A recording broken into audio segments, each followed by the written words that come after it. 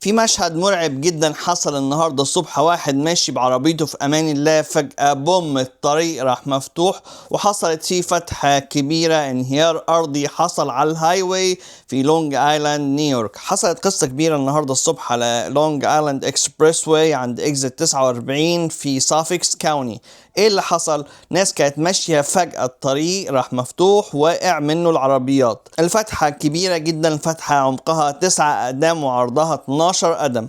في 3 عربيات اتأثروا، واحدة منهم وقعت، شبه وقعت جوه. ستر ربنا ان مفيش اصابات حصلت للناس والناس طلعت بسلام الحمد لله، ولكن العربيات اتدمرت. العربيات طبعا حالتها بقت صعبة جدا.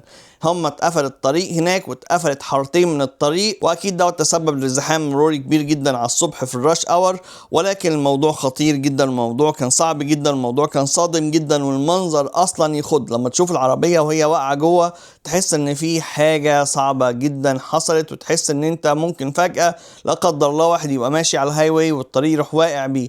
موضوع صعب، ولكن الحمد لله تاني ما حصلش اصابات، وهم دلوقتي بيشوفوا اسباب الموضوع ويحلوه ازاي عشان ما يتكررش تاني.